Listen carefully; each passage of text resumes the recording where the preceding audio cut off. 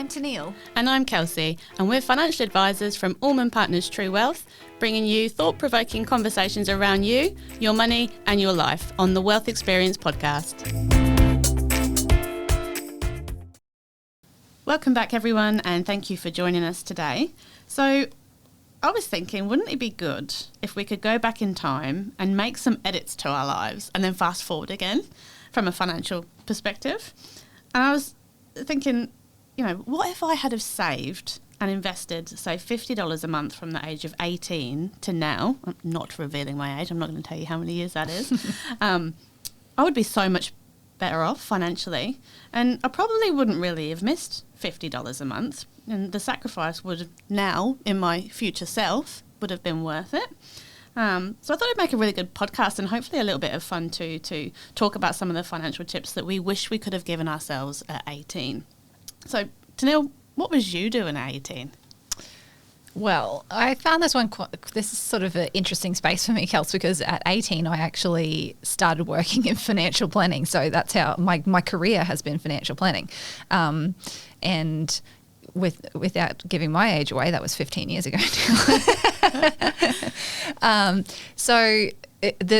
There's definitely some parallels that I can draw to the learnings that I had in my early lifetime, but there's always things that you can go back and wish that you had done differently, particularly when it comes to saving money or spending money or just habits around it. So 18, you was pretty sensible then? Yeah, I have been. Financially, I've been pretty sensible this whole space of time, and that's not to say that that you have to be so controlled with things too. Though maybe one of the tips that I would have given my 18-year-old self was to loosen up a little bit more and do more of the things that I loved as well. So we have my husband and I, we've also always been very good at doing the things that we love and enjoy, but we probably could have done more of that. So you're doing it a bit in reverse though. Yeah. So what about you, Kels? Tell me a little bit about 18-year-old Kelsey. 18-year-old Kelsey was not as sensible as 18-year-old now. But I was heading off to university and I'd moved to a new city to do that in Leicester in the UK, and I was enjoying the partying and the socialising that came with the first year of being a on-campus student. But I was working and I went and got a job straight away at HSBC. Most people are familiar with the bank. And that was because you could work evenings. So I was studying full-time and then I could work from 5 in the afternoon until 9 p.m. at night and pick up overtime at the weekends. And really, that job role was spending my time calling the bank's private clients to arrange meetings with their financial advisor. So kind of really early on, I was heading down that track. It was of interest to me. And I'd already met my partner, Ben. I was living in shared accommodation at the time and living off student grants. So financially, it was more about being able to fund my living costs, make it through uni, and have fun. So, I probably wasn't as sensible because it was all quite serious quite soon, I felt. So I needed to spend a little bit too to feel like I was still not in that phase of life where it got too serious, if that makes sense. I like nice things, particularly clothes. that was my bit of a guilty pleasure, and sometimes that might come at the cost of maybe I had 20p noodles, but I still got my nice outfit. So I think what is that? 20 pence. Oh, okay. You say things at times, and I don't know what you're talking about. I revert back to UK self. Even when you said Leicester, I've seen the name, and I've always said Leicester. Oh no, really? Yes. Okay, no, Leicester. Yeah. And I say my T in Leicester, actually, funny enough. I know we joke about me not saying my T's, but Leicester. It actually comes out in that word. It does. Look, I think I definitely could have done with some tips at that point in time, but it depends on where you're at in your life as well. You've got to make it work for you. But I definitely could have been a bit more sensible, and I think that's why when I was reflecting and I went, $50 a month, I wouldn't have missed it. I should have done that. Yeah. And been a little bit more disciplined understanding that, money doesn't grow on trees, and the earlier that you start, the better it works out for you long term. Yeah. And we talk a lot on our other podcasts about financial literacy around and education around these areas. And I think my learnings in money came very early on, and everybody has them, right? So you've got these templates that are set up really early in your lifetime. And for myself, we didn't have money growing up, but my mother was always really good at explaining that you have to put something aside. So it doesn't matter if you're earning $1 million or if you're earning $10,000, there has to be a portion of that you're putting away for a rainy day. So when I left school, I was lucky enough that I could go and buy a secondhand car because, I had already put aside these funds for that. And that delayed gratification comes out really strong when you have those foundations in your early years. And so, those tips to early me were along the lines of, well, what has been successful that I've seen, and how can I replicate some of that, and then how do you then go and build on that, and that's where I think my natural thirst for knowledge in this area was founded in. Yeah, absolutely. And I think that's fantastic, and it serves you well in your lifetime. And I think if you don't have money, and I think we spoke about this previously, so it's a bit of a rehash on what we spoke about in another podcast, it's those attachments that you have with it that can end up determining the behaviour. So let's say both of us grew up with not much money. Go two ways. You can either save it and hold on to it and cherish it and, want to put everything away for the future, be really sensible about it. Or you can go, wow, I've got money now, so I'm going to have all these nice things that I want and spend and not really think about it. And I think sometimes that's the benefit of the advisor as well, to really challenge that thought process, but you've really got to look within yourself and go, what are my values and my priorities here? And I think that's hard to do at 18, right? Absolutely it is. Yeah. So financial tips, thinking about going back to your 18-year-old self, can be quite difficult because everyone's situation is different. Some people might still be living at home with parents, for instance. A lot of people are in that space, if you're not going to uni, etc. So my tips would be use that as an opportunity to save as much as possible, because it's a really rare opportunity that you may not get again in your lifetime. Should your parents be able to assist you on that journey too, to save as much as possible. Because I think it can be really easy. Let's say you're being charged minimal rent to live at home, and then you're earning money and you're working to go, well, this is great. I've got even more money that I can spend. But yeah, just make sure that you're putting some away early on. And it's definitely the right time to be doing that, like you say, because it's not easy in the current climate in particular. Once you have moved out of home, we know the financial pressures that people have, even just to pay for rent in the current climate. That's right. So it's definitely a unique opportunity when you don't have those big overheads there. Yeah. And even let's say it works in reverse that you do have financial support. So you might be studying and living at home, and your family is supporting that financially for you. In some ways, a financial tip is still go out there and work, and that might be voluntary work. It might be, just go and work for a couple of hours on a Saturday somewhere, and it won't necessarily be about the money now, but starting early to get experience in the workforce and getting all these different skills that, you may not think will be important in the future, because that's not going to be your career choice, are still really, really important. So I think that's still a financial tip, to go out and get that experience. Yeah. There's one that I've reflected on. So again, it's easier to reflect when you go, well, I was lucky enough that at age 18 I knew what I wanted, and it happened to be getting more financial literacy. But one of the things that I think has set us up really, really well is going and getting insurances early.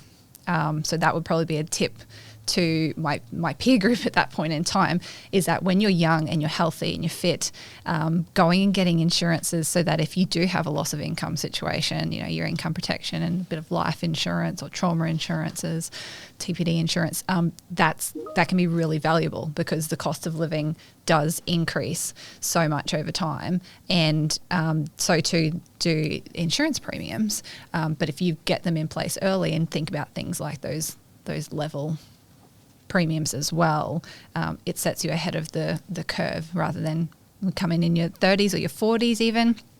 And the affordability factor kind of goes away at that stage.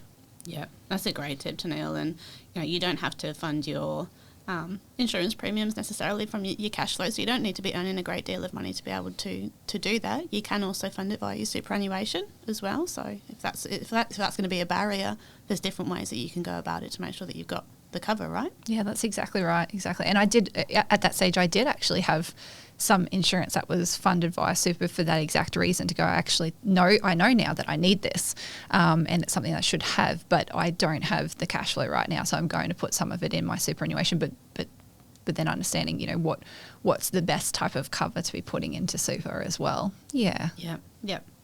So another tip then, at 18, avoid debt. And probably by this, it depends on your circumstances again and what type of debt. I'm probably more referring to credit card debt. Because I feel like nasty debt. Yeah, the 20+% debt. Yep. As soon as you turn 18, the banks just are all over you, offering you credit cards. And I think people can really dive themselves into a bit of a hole. And it's not just your credit cards, it's the zip pay, the afterpay, all of those sorts of things. Yeah, it's probably a big one for now. It's just very easy, isn't it?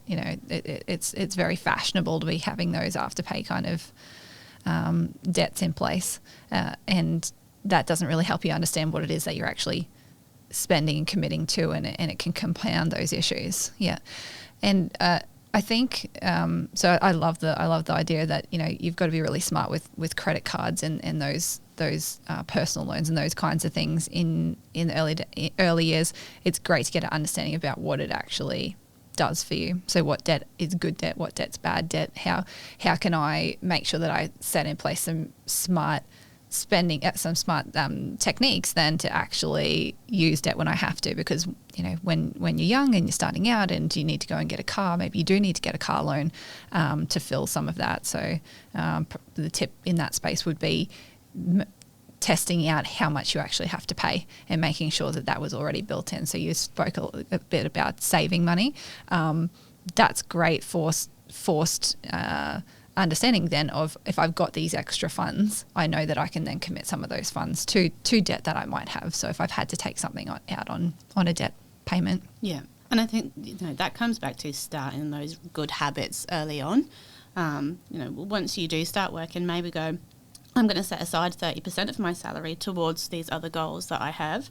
I'm not going to stretch myself with the loans that I take on. Maybe you can afford that really expensive car and you'll get that loan approval, but you will be stretching yourself, and what will it be taken away from? So it's about understanding what are the good habits that I can create now and get them in place so it becomes easier for me long term.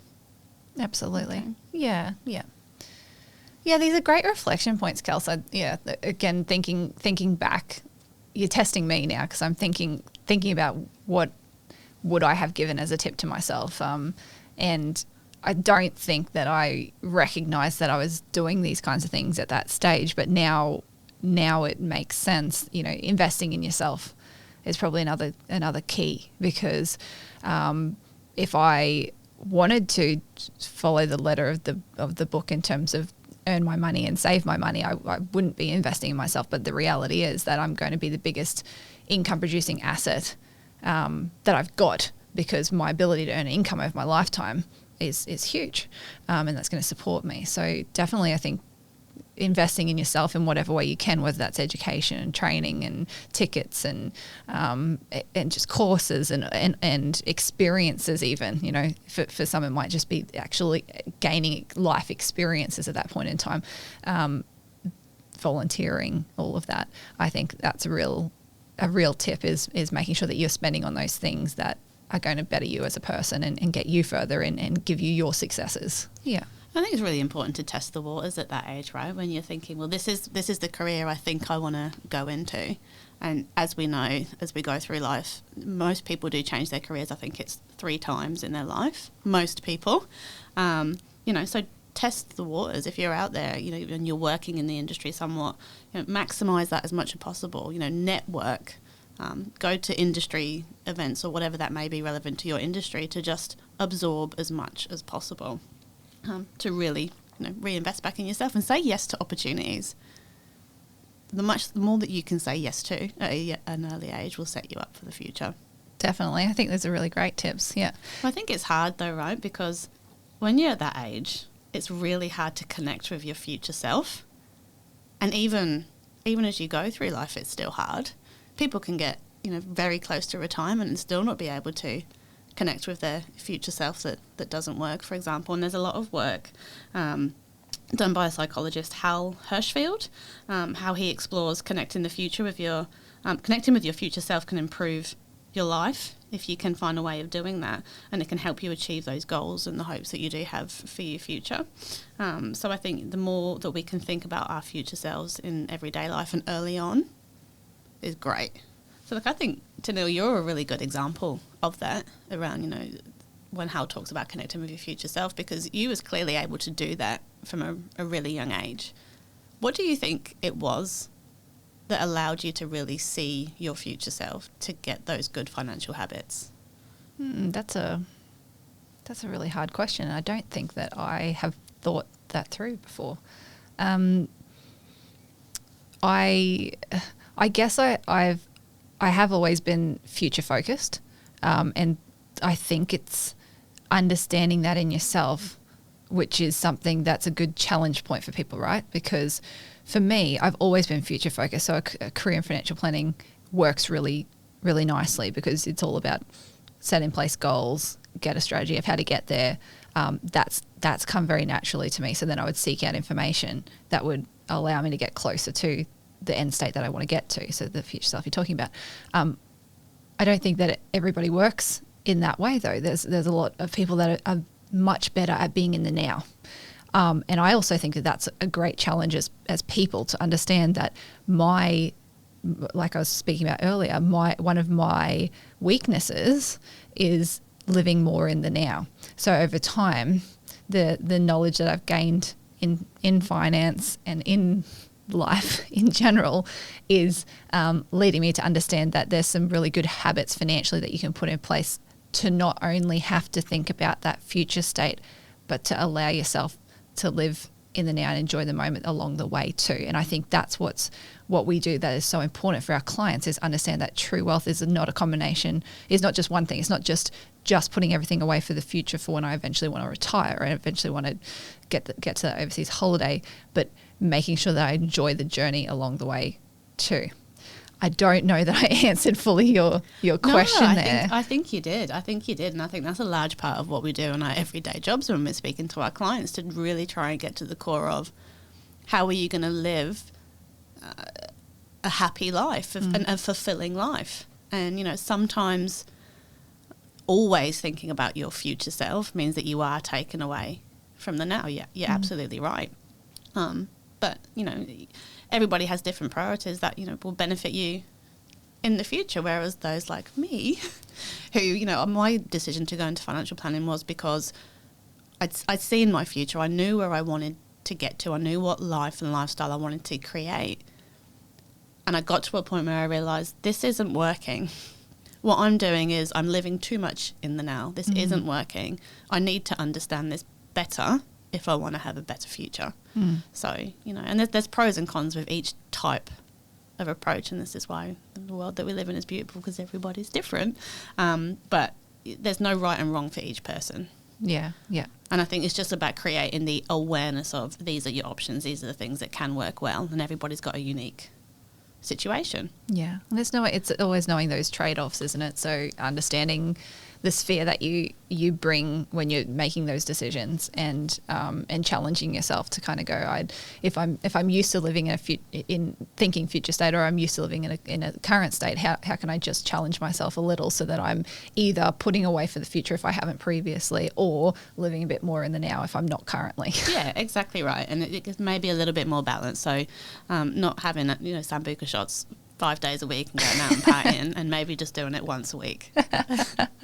And you'll get your $50 a month that you can put away. I love that tip. We've given you a little bit of insight as to how we've, perhaps good or bad handled our finances, I guess, in the future. But thank you for tuning in again. Hopefully you found this useful and interesting today. Please make sure that you like, share and subscribe to our channel as we keep bringing you more content. The opinions of the presenters are objectively ascertainable and are not intended to be financial product or personal advice.